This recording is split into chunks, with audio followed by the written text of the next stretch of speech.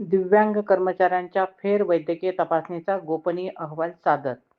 जिल्हा परिषदेतील दिव्यांग कर्मचाऱ्यांच्या फेरवैद्यकीय तपासणीचा गोपनीय अहवाल जिल्हा रुग्णालयाकडून जिल्हा परिषदेचे मुख्य कार्यकारी अधिकारी आनंद भंडारी यांच्याकडे शुक्रवारी सादर करण्यात आला आहे. या अहवालात तब्बल 187 कर्मचाऱ्यांचा समावेश असून पुढील कारवाईकडे सर्वांचे लक्ष लागले आहे. जिल्हा परिषदेतील काही कर्मचाऱ्यांनी स्वतः किंवा पत्नी व मुले दिव्यांग, गतिमंद अथवा मेंदूविकाराने ग्रस्त असल्याची प्रमाणपत्रे सादर केली होती. मात्र या प्रमाणपत्रांच्या वैधतेबाबत सामाजिक संघटनांनी तक्रारी दाखल केल्या होत्या. काही प्रमाणपत्रांबाबत संशय व्यक्त करण्यात आला होता. या पार्श्वभूमीवर ग्रामविकास विभागाच्या निर्णयानुसार मुख्य कार्यकारी अधिकारी आनंद भंडारी यांनी संबंधित कर्मचाऱ्यांच्या दिव्यांग प्रमाणपत्रांची फेरवैद्यकीय तपासणी करण्याचे निर्देश दिले होते. त्यानुसार गेल्या काही महिन्यापासून जिल्हा रुग्णालयात तपासणी प्रक्रिया सुरू होती. ही तपासणी पूर्ण होऊन अहवाल सादर झाला आहे. दरम्यान या अहवालाच्या आधारे कोणती कारवाई होते याकडे जिल्हा परिषदेतील कर्मचारी तसेच सामाजिक संघटनांचे लक्ष लागले आहे. याबाबत बोलताना जिल्हा शल्यचिकित्सक डॉक्टर संजय गोगरे म्हणाले,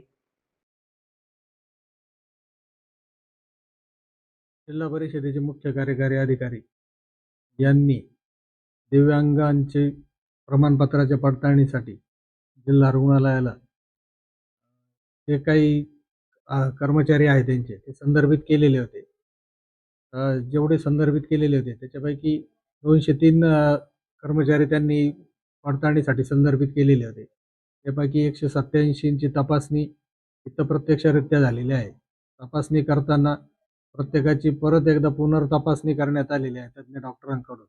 त्याचबरोबर आमच्या अभिलेखावर असलेले प्रमाणपत्रांची नोंद, यापूर्वी त्यांनी जे प्रमाणपत्र दाखवलेलं आहे शासनाला त्याची इथं नोंद आहे की नाही याची सत्यता पडताळणी करण्यात आली.